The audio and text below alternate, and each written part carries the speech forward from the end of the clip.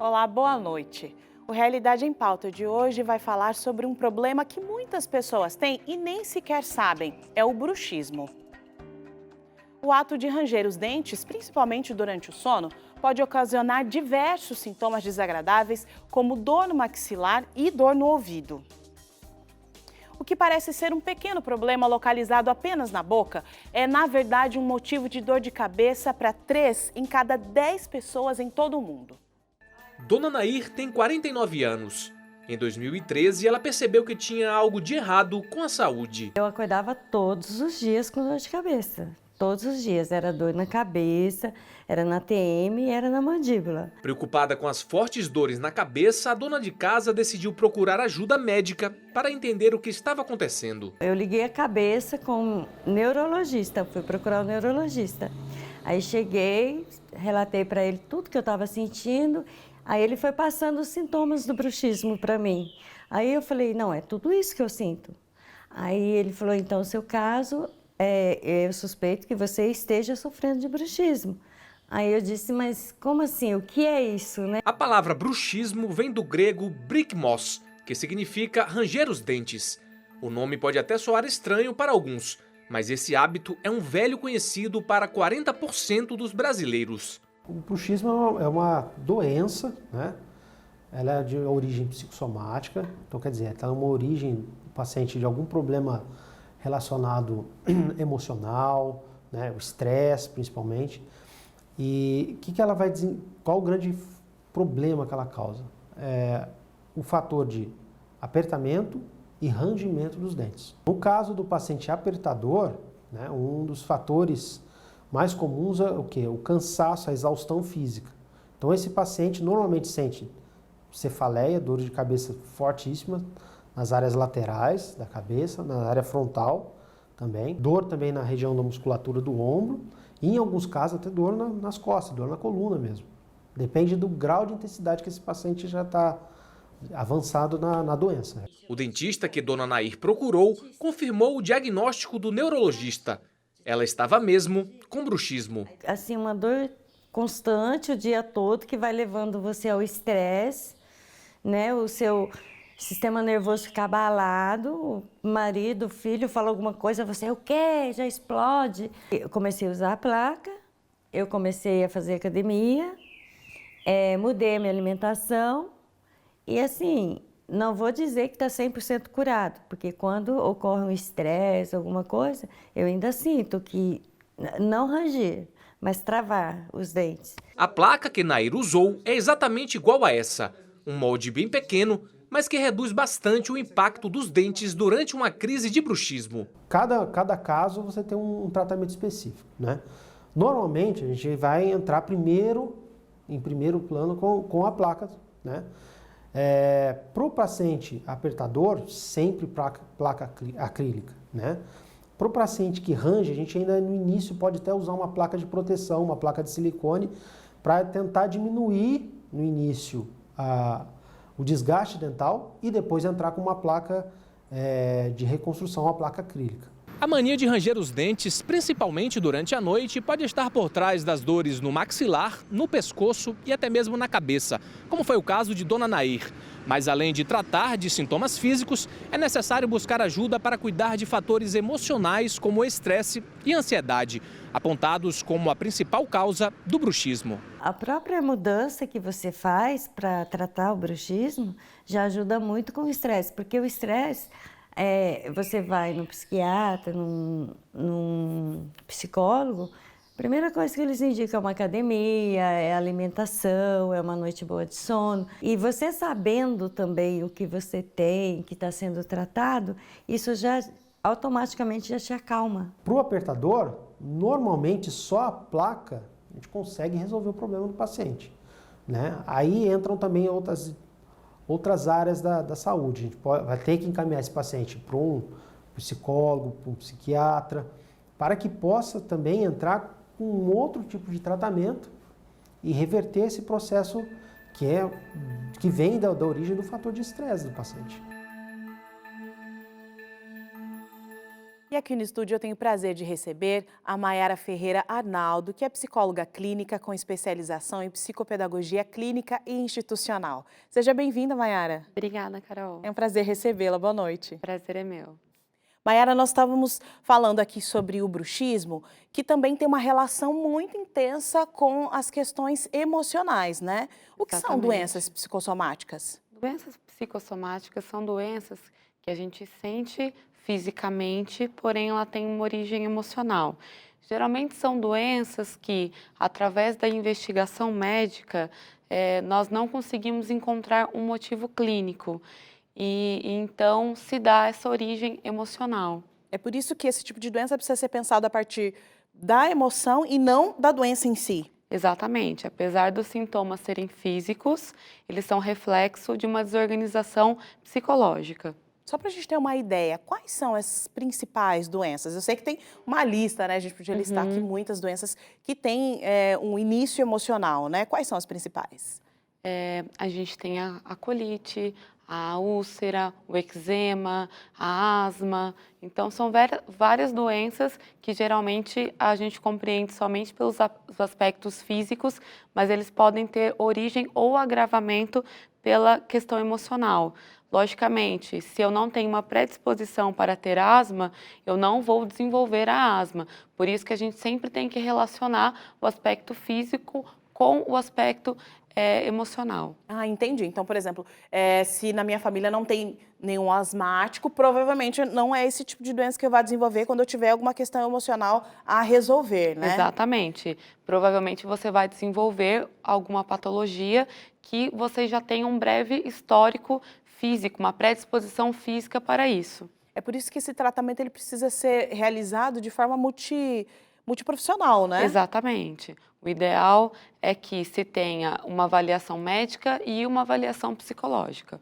Mas interessante é que quando a gente tem algum problema, de cara a gente vai no médico, né? Exatamente. E esse médico ele precisa estar preparado para levar a gente para um psicólogo, para encaminhar para um psicólogo, ou quem sabe você já analisando o seu histórico, você consegue identificar que talvez possa ter um início psicológico.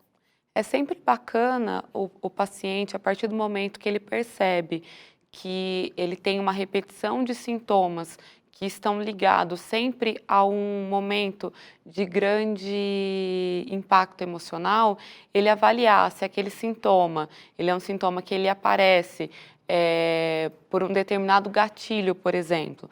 Então, uma pessoa que ela sempre acaba tendo uma questão gastrointestinal, logo após um momento de impacto emocional, ela vai provavelmente parar de procurar um auxílio médico para poder fazer um tratamento psicológico. Então, ou seja, essa pessoa ela precisa estar sempre atenta, né? A gente precisa estar Exatamente. atento o tempo todo, né? Com a nossa questão emocional e também física, né? Eu acho que em um determinado momento houve uma separação, né? Exato. Do físico e do emocional. E hoje não, as pessoas conseguem entender, a ciência já aborda muito essa questão de como está associado, né? E quantas doenças a gente tem aí e que tem esse objetivo, essa base emocional, né? Exatamente. Hoje em dia, a gente trabalha muito em equipes multidisciplinares, né? Então, a gente compreende que cada profissional ele é responsável pela sua área, né? Porém, todas as áreas da saúde, elas acabam estando interligadas. Então, a gente não pode cuidar de uma doença pensando nela somente no aspecto físico. A gente sempre tem que pensar que uma doença ela é multifacetada. Esse tratamento psicológico, ele é realizado, ele só é feito através da terapia ou, quem sabe, de uma análise? Como é feito esse processo na clínica do psicólogo? Na clínica, geralmente, inicialmente a gente tem uma compreensão do histórico de vida do indivíduo, né? E onde que começaram a aparecer esses sintomas. A partir do momento que a gente compreende de onde vêm esses sintomas, a gente tem uma compreensão dos gatilhos e de como minimizar a intensidade desses sintomas ou o aparecimento deles. Geralmente, um sintoma, ele é a origem de algo que não está bem resolvido para o sujeito. Então, por exemplo, uma pessoa ela tem ela acaba compreendendo uma determinada situação como muito aversiva. Nesse momento, ela não consegue lidar, né? Ela não tem uma estrutura para lidar com aquela determinada situação, não tem dentro do repertório dela o que fazer e o corpo dela acaba representando aquilo como um sintoma. Nessa perspectiva, o que é legal? É o terapeuta, o psicólogo, ele auxiliar o sujeito a criar um repertório para lidar com aquela situação, além disso, ressignificar aquela situação para o sujeito. A gente tem uma ideia de que quando a gente passa por uma dificuldade, um problema emocional, voltar naquele problema machuca, dói, né? É por isso que muitas vezes a análise, a terapia é um momento, não é um momento de você sair rindo, não, feliz. Não, é um momento de você sair triste, chorando toda vez que você lembra daquele fato que te fez sofrer. Por que é tão importante voltar nesses assuntos, voltar, né? Porque a gente tem uma ideia de aconteceu, não quero mais ouvir falar, não, vamos pular essa fase. É importante viver todas essas fases? E quais são essas fases? Com certeza. Tudo aquilo que eu não resolvo, um dia ele vai voltar. Ele pode não voltar como um sintoma físico se eu não tiver uma predisposição para uma psicossomática, mas de alguma forma ele volta, por meio às vezes de uma doença psicológica, uma depressão, uma ansiedade, né? Então é muito importante que a gente volte para aquele assunto, para a gente conseguir fechar aquele ciclo. É igual quando a gente tem um machucado e a gente coloca um band-aid por cima. Quando a gente tirar aquele band-aid, não vai ter sarado o machucado. Muito pelo contrário, muitas vezes aquele machucado vai ter piorado, vai ter infeccionado. E a mesma coisa é com os nossos aspectos emocionais. É como se eu tivesse colocado um band-aid por cima e aquilo só tivesse piorado, porque eu continuo tendo situações estressantes, eu continuo tendo situações que me causam ansiedade. Então, só vai piorando aquele problema inicial. Uma boa higiene bucal reduz os riscos do aparecimento de problemas sérios nos dentes e na região da boca. Estudos científicos comprovam também que a saúde bucal tem uma relação direta com a saúde de todo o nosso corpo. Doenças sérias, como diabetes e problemas cardiovasculares, podem ser resultado de uma má condição da higiene bucal. No Brasil, cerca de 20 milhões de pessoas são fumantes. Para piorar a situação, o consumo de álcool no país está acima da média mundial e os brasileiros comem muito e comem mal. Esse é o quadro perfeito para o aparecimento de diversas doenças na região da boca, sendo os mais comuns a cárie, o mau hálito, a gengivite e o tártaro. O fumo, a gente tem um grande problema que é o quê? O aumento da temperatura bucal, fora a quantidade de ingrediente tóxico que você tem na composição do cigarro. O fator do álcool, a gente tem um problema que é o seguinte, é a xerostomia, quer dizer, ele baixa o fluxo salivar do paciente. Paciente sem saliva, tendência dele a aumentar a atividade cariogênica. Apesar desses hábitos que prejudicam a saúde bucal, o brasileiro até que se preocupa em visitar o dentista ao menos uma vez por ano. Quando eu consigo vaga, eu vou no sistema público, né? Eu vou no postinho, né? Mas eu tô precisando cuidar dos meus dentes. Saúde, né? Primordial, né? E um cartão de visita também, né? Não é verdade? É mais para manter uma higiene da boca, né? Porque a boca é o que manda em tudo, influencia o coração. Se você não manter a boca perfeita, o organismo compromete em geral, né? No corpo inteiro. Segundo dados da última pesquisa nacional da saúde, pouco mais de 89% das pessoas em todo o país escovam os dentes 2 ou mais vezes por dia. Já a parcela de pessoas que após a escovação usa fio dental é bem menor, 53% dos brasileiros. Em relação às pessoas que trocam a escova a cada 3 meses, menos da metade dos brasileiros tem esse hábito. A higiene bucal ela começa com o processo mecânico, né? Toda ela é o processo mecânico. Então é o quê? É você usar o fio dental da maneira correta, né? Existe a maneira correta de você segurar o fio dental. Então a gente pega o fio dental, mais ou menos de 30 a 40 centímetros de fio dental, e você vai enrolar o fio dental no dedo médio, né? Uma volta em uma mão e na outra mão você vira mais vezes, deixando um espaço bom para você aplicar no dente. Aplicou no dente, enrola o lado que está menor e desenrola o lado maior. E aplica para você não ficar aplicando o sujo. Então, toda aplicação que você faz, você dá uma volta e solta outra, né? Isso para você fazer na boca toda e ter uma boa higienização com o fio dental. Quando o assunto é enxaguante bucal, o dentista ainda diz que existem cuidados para se ter um máximo de efeito na higienização, a começar pela quantidade de vezes que se usa o produto. E o enxaguante bucal, ele vai fazer o quê? Ele vai fazer uma limpeza das bactérias que tem na boca, né? O que sobrou ali, o que está ali. Só que na boca da gente tem dois tipos de bactérias. Tem as bactérias que são residentes, que moram na nossa boca, né, e que ajudam a proteger a nossa boca, fazem parte da nossa flora bucal, e tem as bactérias que são as que entram e saem, né? Então, a gente tem as residentes e tem as outras que são transitórias. Entra com a alimentação, com a bebida, com a respiração. Quando você faz uso em excesso do enxaguante bucal, você vai acabar com a flora bucal, né? E esse enxaguante bucal, ele não é seletivo. Então, ele vai acabar com as bactérias, tanto com as residentes como com as transitórias. E se você não usa muito, você acaba reduzindo o número dessas bactérias, né? Até a flora se recompor, demora muito tempo. E você acaba desprotegendo uma parte importante da boca, que é essa parte da flora bucal, né? No Brasil, um tipo de câncer tem chamado a atenção da sociedade: o câncer de boca. A doença é pouco conhecida e costuma ser diagnosticada quando já é tarde demais. Segundo o Instituto Nacional do Câncer, mais de 14 mil casos de câncer bucal são registrados a cada ano no país, matando 4 mil brasileiros anualmente, a maioria homens. O diagnóstico precoce é essencial para que o tratamento possa ser realizado de forma mais eficiente. Os primeiros sinais do câncer você não sente, né? Você só consegue ver. E você só vai ver se você tiver o hábito de examinar. Existem algumas partes que a gente tem que olhar, que são os lábios, né?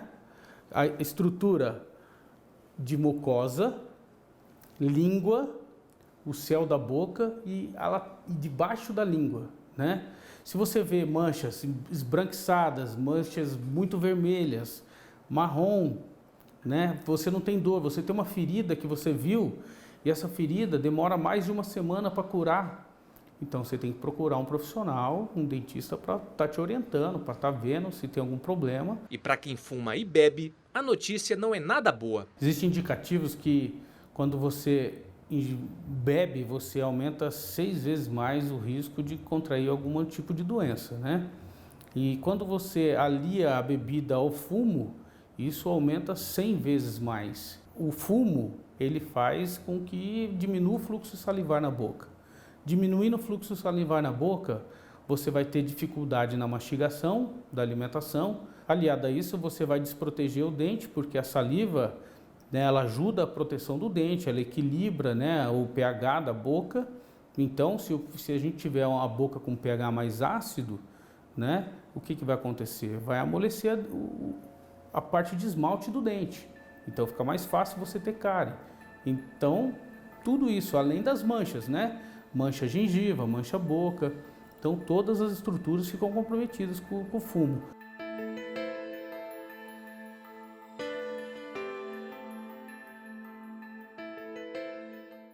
E a gente volta aqui para a nossa conversa com a psicóloga Maiara Ferreira Arnaldo, que está falando um pouco sobre as doenças psicossomáticas. Maiara, a gente estava falando como é importante a gente voltar aos problemas para solucionar esses problemas. Agora, nesse processo de retornar aos problemas emocionais, existem fases, né? Se eu não me lembro, existe a fase do luto, existe a fase da negação, enfim. Fala um pouco dessas fases e explica para a gente como é cada uma dessas etapas. Normalmente, após a gente ter um episódio traumático, a gente tem a fase do luto, né? Então, mesmo quando a gente não tem realmente o luto no sentido restrito da palavra, né? Então, quando tem a morte de alguém, mesmo quando acontece a morte, por exemplo, de algum sonho, de alguma projeção que a gente tem, significamos aquilo como um luto. Então, é uma fase em que normalmente ficamos melancólicos, deprimidos, não queremos saber sobre aquilo, né? Logo depois, vem uma fase da qual a gente começa a conseguir olhar de novo para aquilo, né? E aí vem a fase da ressignificação, que aí é quando nós conseguimos olhar para o problema e dar um novo significado para ele. E é nessa fase que a gente já não sofre tanto mais, né, com o Exatamente. problema. A gente consegue já observar aquela situação, lembrar daquela situação sem causar aquele mesmo sofrimento, né? Isso, né? Então, a fase da ressignificação é muito importante, porque eu dou um significado para aquilo que eu vivi e a partir dessa ressignificação que eu vou conseguir fechar o ciclo e levar a minha vida em frente normalmente.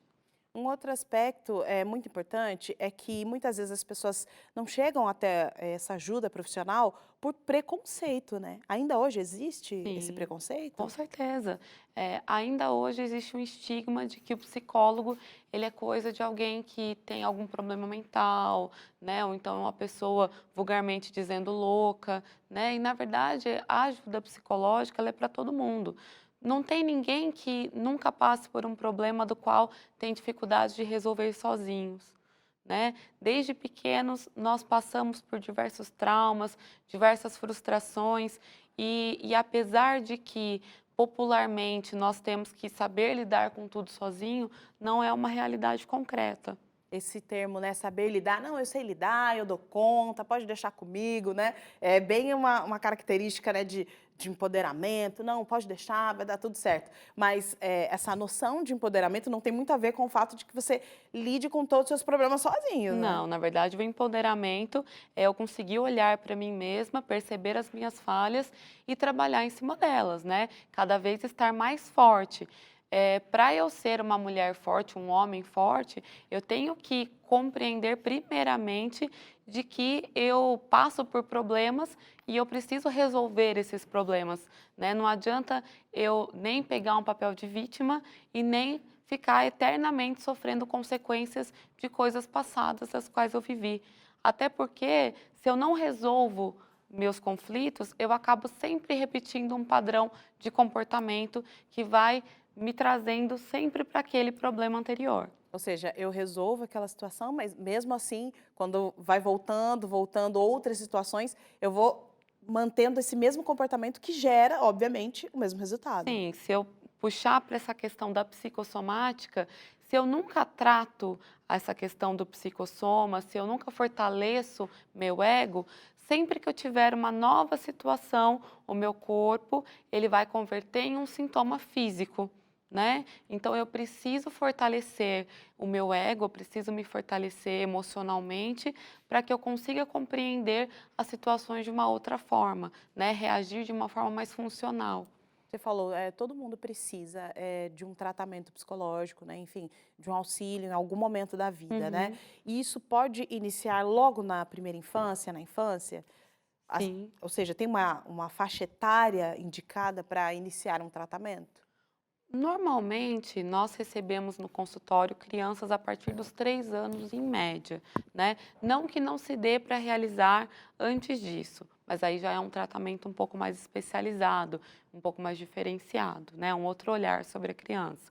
Agora, a partir dos 3 anos, geralmente já é uma fase em que se dá para começar um tratamento psicoterapêutico sem grandes problemas. E é muito bacana que se dê o início na primeira infância, por quê? Porque é um problema que ele não vai se arrastar e ele não vai ser associado a outras demandas, né? Então, eu acabo resolvendo o conflito da infância e eu não arrasto ela para a adolescência, para a fase adulta, né? Porque é como se fosse uma bola de neve, Carol. Vai cada vez mais aumentando aquele problema, né? O probleminha pequenininho lá de trás, ele vai se tornando um gigante. E agora, é bom compreender isso, né, esse processo, porque quando o assunto é saúde emocional, o tempo não resolve, né? Não. Porque a gente tem uma ideia, não, o tempo vai passar, não, você vai esquecer isso aqui, vai dar tudo certo, a criança vai viver e tal. O tempo não apaga os problemas que estão gravados na memória, né? Se a criança, o adulto, o adolescente, seja o que for, não ressignificar aquele problema, ele sempre vai aparecer de novo, em algum momento. Pode até parecer que eu esqueci, mas ele está lá gravado no meu inconsciente. Em algum momento, algo vai puxar novamente aquela memória. E aí também vai gerar esse mesmo comportamento e que Exatamente. que pode ocasionar problemas como esse. Maiara, Exatamente. muito obrigada por repartir aqui conosco seu conhecimento, por estar aqui mais uma vez. Eu que agradeço o convite, muito obrigada. O Realidade em Pauta fica por aqui. Você pode rever esse e outros programas no nosso site. Anota aí, novotempo.com/jornalismo. Uma boa noite para você. Até o próximo programa.